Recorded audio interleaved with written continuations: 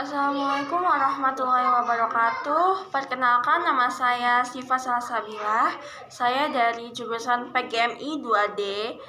Saya dengan NIM 22810701115. Jadi di sini saya akan menjelaskan sedikit mengenai klasifikasi bunyi bahasa Indonesia.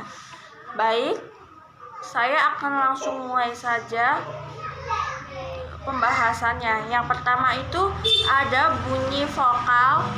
Bunyi vokal adalah bunyi bahasa yang dihasilkan tanpa hambatan.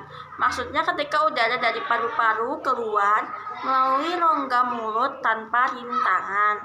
Atau bunyi yang dihasilkan dengan cara setelah arus udara keluar dari glotis celah pita suara, lalu arus udara hanya diubah oleh posisi lidah dan bentuk mulut.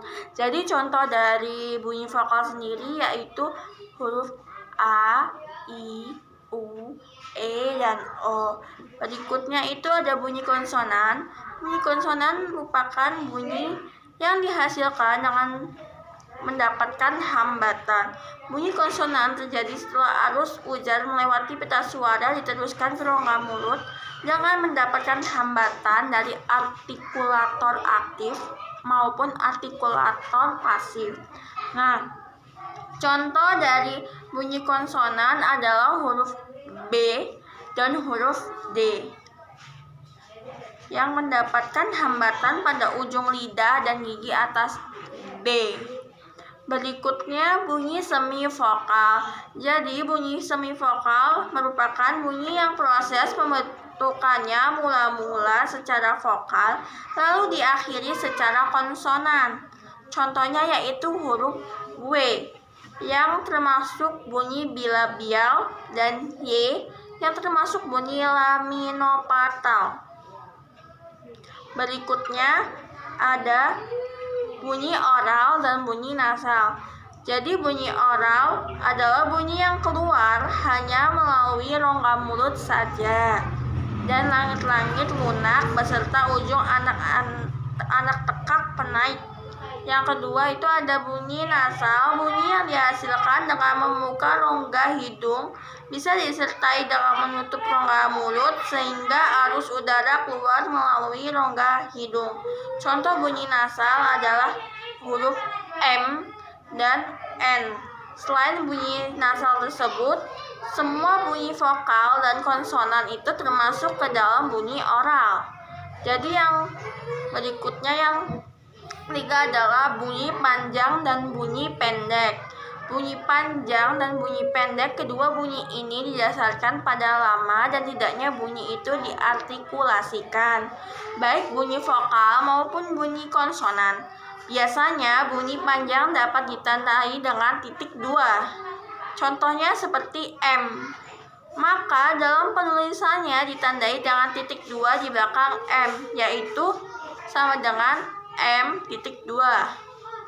Berikutnya ada bunyi tunggal dan bunyi rangkap. Jadi bunyi tunggal dan bunyi rangkap sendiri adalah pengertian dari bunyi tunggal, bunyi yang berdiri sendiri dalam satu suku kata, terdiri dari semua bunyi vokal atau monoftong dan konsonan. Berikutnya ada bunyi rangkap, yaitu dua bunyi atau lebih yang terdapat dalam satu suku kata. Bunyi rangkap terdiri dari diftong dan kluster. Nah, pada kluster itu terdapat PR, KR, TR, dan BL. Contohnya yaitu spray, skripsi. Nah, pada diftong terdapat ai, au, dan oi. Contohnya yaitu pantai, lantai, pulau, dan amboy. Berikutnya ada bunyi agresif dan bunyi ingresif. Jadi bunyi agresif dan ingresif, perbedaan kedua bunyi ini berdasarkan nama dari mana datangnya arus udara dalam pembentukan bunyi itu. Jika arus udara datang dari dalam seperti paru-paru, maka bunyi tersebut disebut dengan bunyi agresif. Sedangkan pula sebaliknya, bila datangnya dari luar, itu disebut bunyi ingresif. Bunyi agresif terbagi lagi menjadi dua, yaitu bunyi agresif pulmonik dan bunyi agresif glotalik.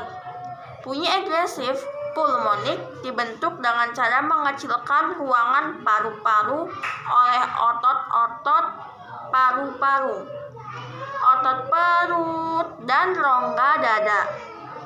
Hampir semua bunyi di bahasa Indonesia ini dibentuk melalui agresif pulmonik. Bunyi agresif glotalik terbentuk dengan cara merapatkan pita suara sehingga glotis dalam keadaan tertutup sama sekali, yang ditandai dengan apostrof. Contohnya yaitu P tanda petik di atas, T tanda petik di atas, K tanda petik di atas, dan S tanda petik di atas. Bunyi agresif glotalik ini disebut juga dengan bunyi ejektif. Sedangkan bunyi ingresif itu dibedakan menjadi dua juga, yaitu bunyi ingresif glotalik dan bunyi ingresif velarik. Lalu berikutnya adalah ada bunyi germinat dan bunyi homorgan. Jadi bunyi geminat ini sendiri adalah rentetan artikulasi yang sama sehingga dalam pengucapannya menimbulkan ucapan bunyi yang panjang. Contohnya assalamualaikum, berikutnya waalaikumsalam. Berikutnya yaitu ada bunyi homorgan, yaitu bunyi-bunyi yang terbentuk dari alat dan daerah artikulasi yang sama. Contohnya konsonan pada alveolar, yaitu huruf T dan huruf N. Konsonan bilabial itu contohnya adalah huruf P, huruf B, dan huruf M.